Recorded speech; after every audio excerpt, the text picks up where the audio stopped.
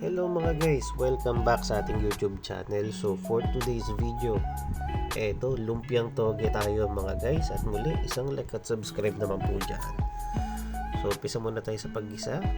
Cooking oil or mantika sa ating kawali. Magigisa muna tayo ng ating mga gulay, no? At syempre umpisa natin ng bawang. Ito kasi yung aking frozen na garlic na tinadtad muna, nilagyan ng mantika, inimpa ko sa aming refrigerator para at least pag kayong magluluto ka sa umaga may nakaprepara na, medyo menos na sa may dagdag gawain mo na magagayat ka pa. So yun nga lang, patutunawin natin sa ating mantika na nakasalang at sunod na natin ang ating bawang.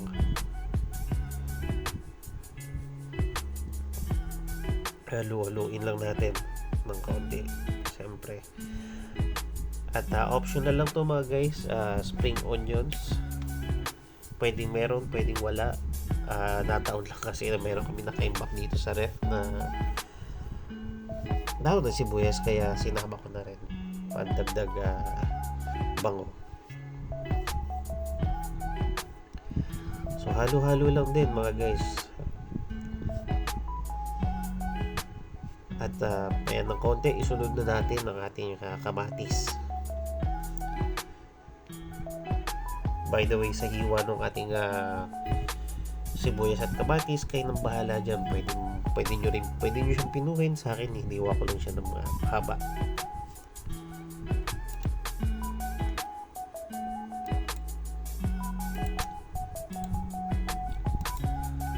At kagaya ng lagi natin ginagawa sa ating kamatis na ginisa, pinipitpit natin siya hanggang sa medyo maging pasty yung kanyang texture. At ayun, medyo umpis na yung ating kamatis, at haluhuluin para medyo maiwasan yung paninikit. At isunod na natin ang ating singkamas. At sunod ang ating kamote. Etong dalawa na to, magbibigay ito ng magandang texture sa ating lumpia, lalo pagka kinagat mo siya, medyo malutong-lutong na texture niya. Ayun, halo-halo lang natin.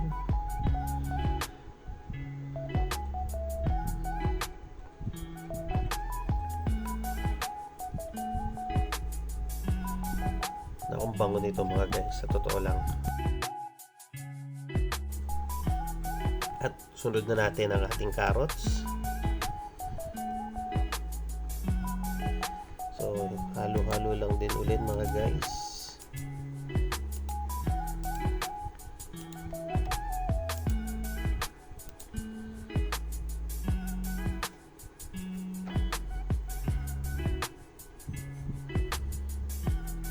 So at this point mga guys, na medyo pinaplat ko yung natin, yung ating mga gulay para ma-equal yung pagka-luto.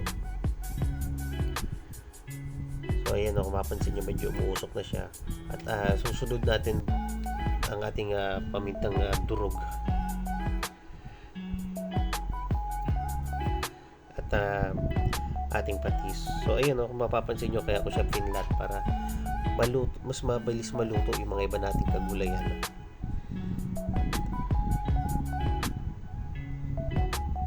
At ayun, medyo shake lang natin para maiwasan yung paninikit niya sa ilalim. At halu-haluin para malagay naman sa ilalim yung mga naluto na kanina.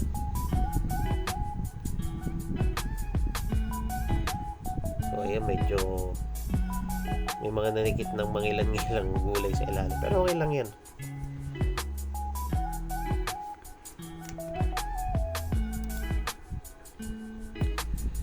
So igigit na lang uli natin yung mga ating kagulayan. At ayun,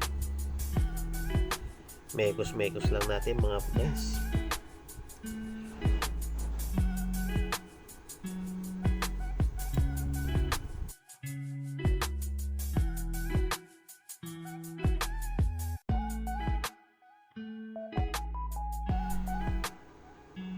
At dito, sunod na natin ang ating tubig.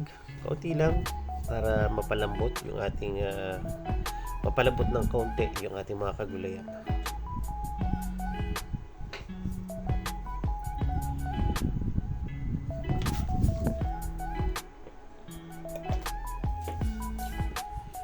At yun, pwede mo na rin umpisang kayo din kagaya ng ginawa ko kanina, no? Yung mga nanikit na gulay, yung kagaya nga nung sinasabi ko kanina, kung mayroon mong manikit, okay lang yan.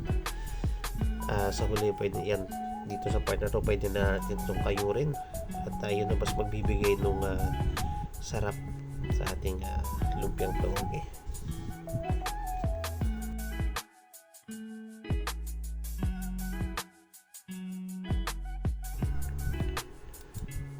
Takpan muna natin siya ng kaunti, pakuluan ng hanggang kumulo. At yun, once na kumulo na siya mga guys, so halo-halo lang tayo ng kaunti, no?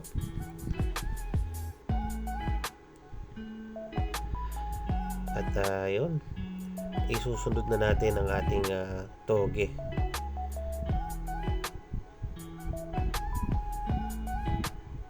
Sa totoo lang mga guys, medyo naparami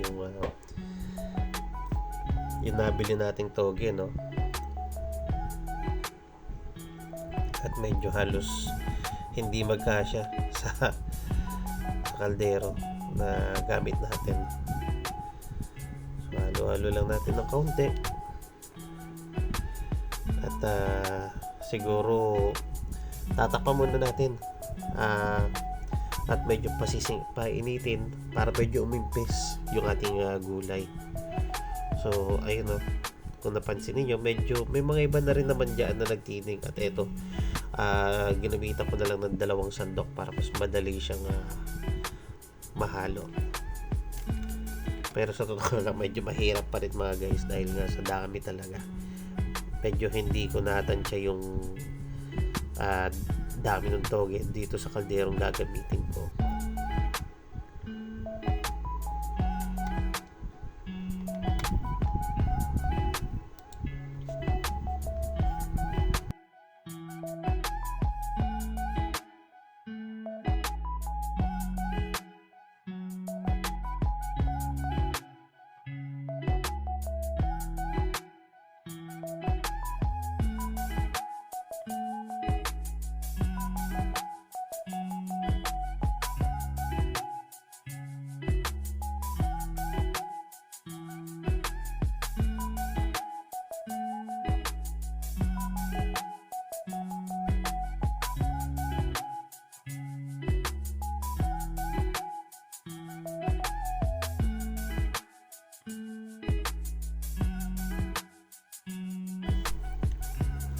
At yun, optional ang ating magic sarap or any seasoning of your choice mga guys.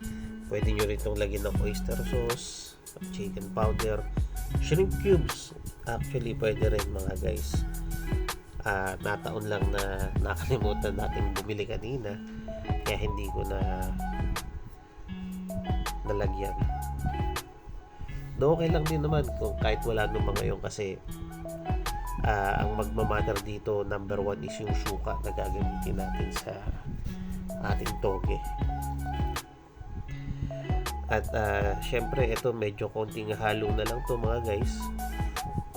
Hindi natin i-overcook yung ating toge, kasi pag binalot mo yan sa lumpia wrapper at pinrito, magdadagdag pa yan ng another cooking process. Medyo hindi na magiging maganda yung texture niya. Kaya eto mga guys, goods na tayo dyan sa ating lumpiang toge. So next natin gagawin, no, magsasala tayo. So kumuha ako dito sa sa step na to ng ating strainer at ng ating mangkok para pangsala do sa ating toge, dahil ihiwalay natin yung sabaw niya, otherwise madudurog ang ating lumpia wrapper. So ayan na. So syempre medyo ingat lang ng konti at bago luto. Kita nyo naman mga guys, umuusok pa yung ating lumpiang toge. I mean yung ginisang toge.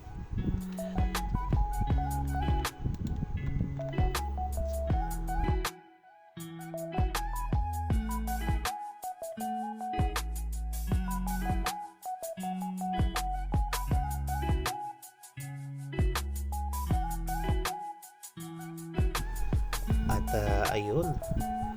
So let's go, magbabalot na tayo ng ating lumpia. So eto, nagtira ako ng konti kasi hindi nakakasya sa ating lagayan. Pero eto, tara. So dito sa step na to, yung pagbabalot natin ng lumpia, umpisa natin sa ating lumpia wrapper, no? Nakalagay sa hiwalay sa isang plato, din lalagyan natin ng counting toge. So kayo nang bahala kung gaano karami, gaano kalaki yung inyong gagamitin. So siguro marami sa inyo alam na kung paano gawin ito. Ito ang ating water and cornstarch mixture na gagamitin natin pandikit, and at the same time magbibigay lutong sa ating lumpia para kahit medyo malamig na siya, hindi mag-iiba yung texture. Medyo pasensya na mga guys sa ating sa camera, medyo hindi kuha masyado yung ating pagbabalot, no? Hindi nyo nakita yung aking lumpia dahil medyo syempre small timer pa lang tayong YouTuber, kaya hindi pa ganun ka aking camera. So ito lang yung mga guys, same routine, lumpia wrapper, toge, water and cornstarch mixture, no?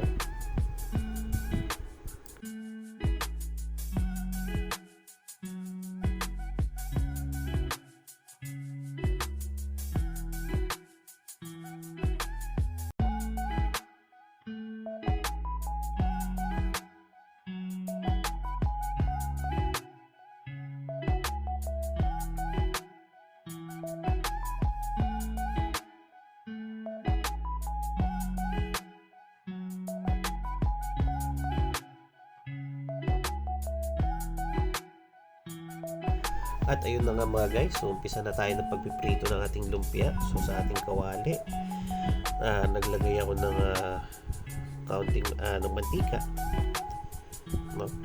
Medyo i-deep fry natin siya para mas mabilis ang ating pagluluto. So ayan, lagyan na natin siya paisa-isa, no? Ito yung sinasabi ko kanina mga guys, na ideally sa ating lumpia or sa ginisang toge kanina, hindi na natin siya nilulutong maigi. Kumbaga mga isang, kagaya paglagay kanina ng toge, isang kulo, yun na yun. At as much as possible yung sabaw, konti lang, kasi pag dinabayan nga natin yung sabaw, medyo mas madadaling ma-overcook yung ating toge, which is iniiwasan nga natin magkagano kasi tendency madali rin mapapanis ang ating ginisang toge para sa ating lumpia. So yung kung makikita nyo kanina, yung ginawa ko na yun na ganun karami, sa totoo lang, i-stack muna namin yun sa ref or actually sa freezer, para pwede mo pa siyang ulamin hanggang next week or sa mga ibang occasions, especially pag meron kang mga biglang bisita or meron ka mahuhugot na pagkain sa ref. Napakalaking bagay ng mga ganyang meron ka mga ganitong klaseng pagkain sa bahay. At ito, binaligtad ko na nga yung ating lumpia natin. So medyo luto na yung kabilang part. Mabilis na lang din to mga guys, kasi luto na nga yung ating ginisang toge. So yung balat, yung balat na nga lang yung ating medyo lulutuin at palulutuin.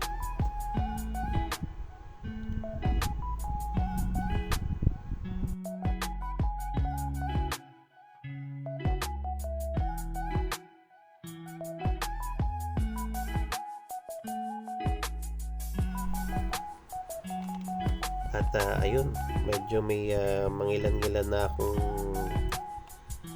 nalutong toge. So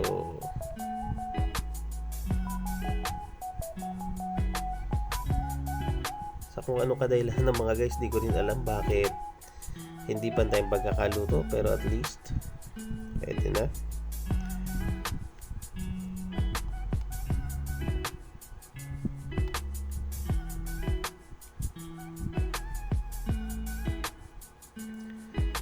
So ayan, luto lang tayo ng mangilan-ngilan nating pirasong toge. Yung ulam lang namin para sa ngayong araw na to, since kami po sa bahay apat lang naman, no?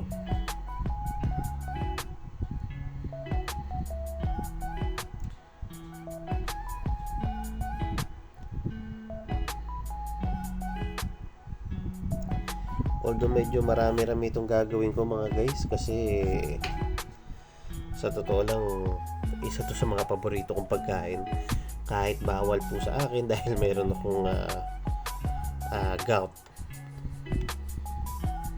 Pero minsan lang naman po, kaya pwede na siguro. Ayun, sarap talaga nito mga guys, lalo kung gagawa mo to ng suka na medyo matamis, nako po.